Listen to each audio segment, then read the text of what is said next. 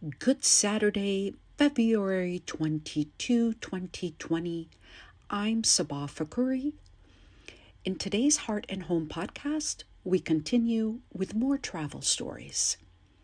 For the frequent traveler who might sit in first class or business class with extra wide seats and plenty of legroom, you might not relate to this next story. And it's not about crying babies.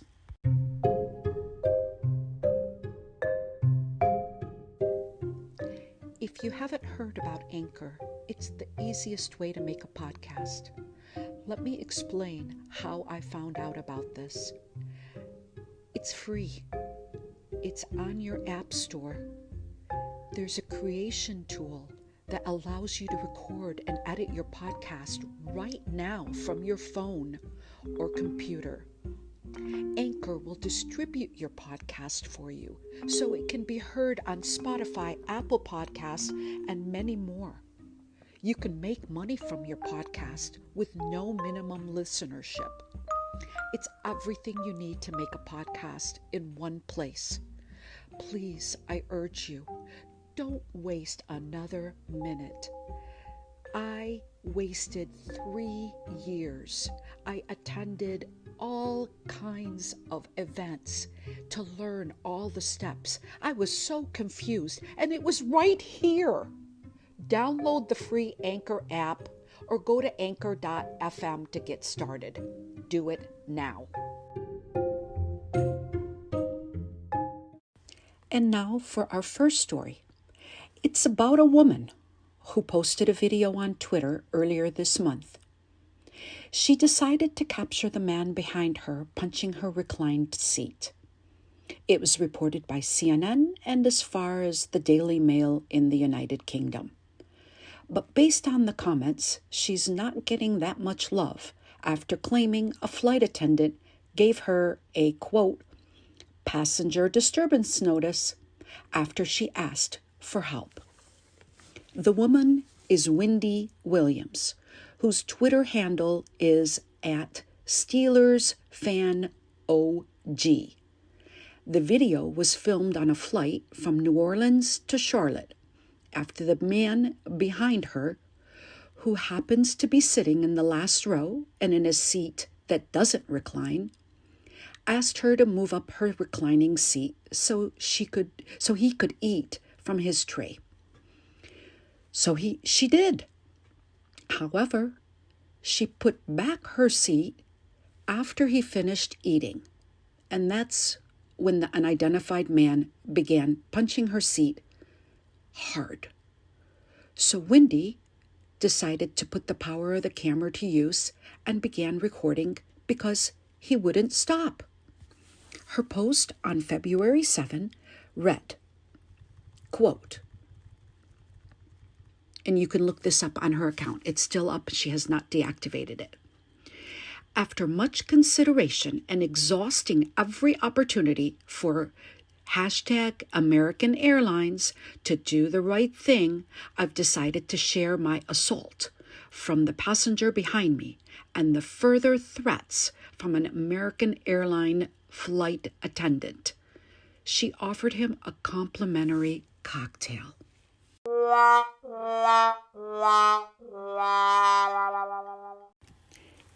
If you haven't seen the clip, it shows the middle-aged bearded man forcefully pushing her seat. We don't know much about the woman's medical condition except what she wrote on Twitter. I'm in pain. I have one cervical disc left that isn't fused. The first one, which allows me some mobility. It's scary because it's this kind of injury that could do it in. I'm grateful for the limited movement I still have and shouldn't have had to endure repeated blows. Williams also tweeted later that she had gone to the doctor and missed work due to the incident. From the sounds of that, you might conclude she has had a bad back, and that she shared the story on Twitter after American Airlines failed to address her concerns. When she told a flight attendant, she wrote the attendant rolled her eyes at her and gave the man a complimentary rum cocktail drink before telling Williams to delete the video and later handed her a disturbance notice, which read, "Notice, your behavior may be in violation of federal law. You should immediately cease if you wish to avoid prosecution and your removal from this aircraft at the next point of arrival." American Airlines said in a statement to the Business Insider, quote, "We are aware of a customer dispute that transpired on American Eagle Flight 4392, operated by Republic Airways on January 31. The safety and comfort of our customers and team members is our top priority, and our team is looking into the issue." That's a normal statement that you might get from someone that you might complain to, maybe HR at work or any company that you work for. They have to investigate what happened. We don't know the outcome, but what has happened is this video has now led to the issue about a discussion on plane etiquette. That discussion centers on doing the proper thing when you're flying the friendly skies, or as in this case, the unfriendly skies for Wendy Williams. Delta's CEO appeared on CNBC and said, quote, "The proper thing to do is if you're going to recline into somebody that you first ask if it's okay and then do it." Unquote. Well, meanwhile, Ed Bastian says that Delta has been testing reduced recline seating to help mitigate these issues. In April 2019, the airline was the first to receive the new seats on the Airbus A320s, which offer a 2-inch recline instead of the standard 4 inches in economy and about 3.5 inches instead of 5 in first class. Now, the seats are still being tested, meaning that the final amount that the seat will recline it may change depending on what the passenger feedback is. Now, in a future episode of the Heart and Home podcast, I plan to discuss the issue of passengers who bring on the comfort pets. You might have heard about this. We're just going to do a whole separate issue on that one. But we have more airline news to cover today.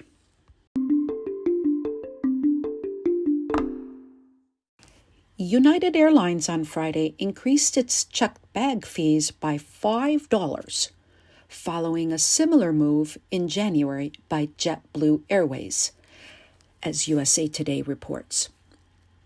The first checked bag is now $35 each way. The second is $45. Travelers can avoid the increase by prepaying for bags in advance. The checked bag prices remain $30 and $40 if the fee is paid at the time before online check-in. The increase takes effect for travel beginning March 6, so that's in about 2 weeks. The travelers who bought their tickets before yesterday, Friday, February 21, are exempt and continue to pay the $30 and $40. Now, United had said that the increase covers the flights in the United States and on short-term haul flights to the Caribbean and Latin America. Keep in mind that other major airlines are likely to follow suit. United, Delta, and American all matched JetBlue's previous bag fee increase back in 2018. About JetBlue. Remember JetBlue?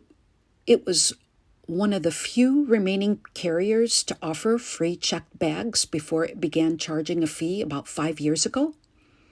It's been 20 years since JetBlue Airways was founded by David Neeleman, a Brazilian-American aviation entrepreneur who has since left the company. He began with 2 planes when the New York-based JetBlue Airways operated its first flight on February 11 back in 2000. In case you haven't heard, JetBlue will begin flying to Europe next year in 2021. It will be the only low-cost carrier based in the United States to operate on 3 continents. And finally, I want to talk about an upcoming deadline for travelers who will be required to have a new ID by October. That's this year, 2020.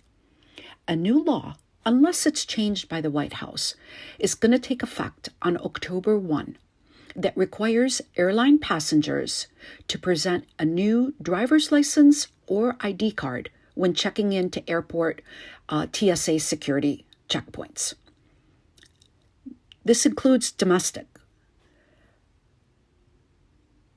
But only 95 million real IDs is what they're called. That's only 34% of the United States in this country have the new license to board a plane. So you might have a problem unless in the next 7 months, if you don't get this new real ID, which kind of has like this little star at the top of it, you'll need a passport, a military ID, or global entry card to pass through security and get on an airplane.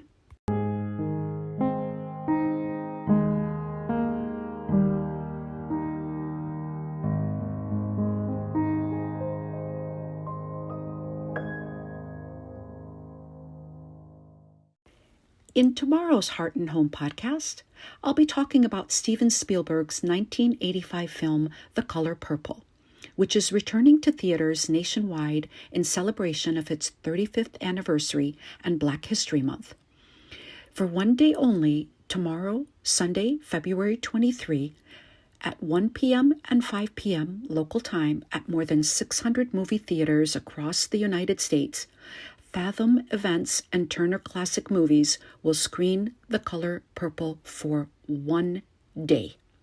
I'm Sabah Fakuri for the Heart and Home podcast. If you enjoyed this episode, please share it and consider being a listener supporter.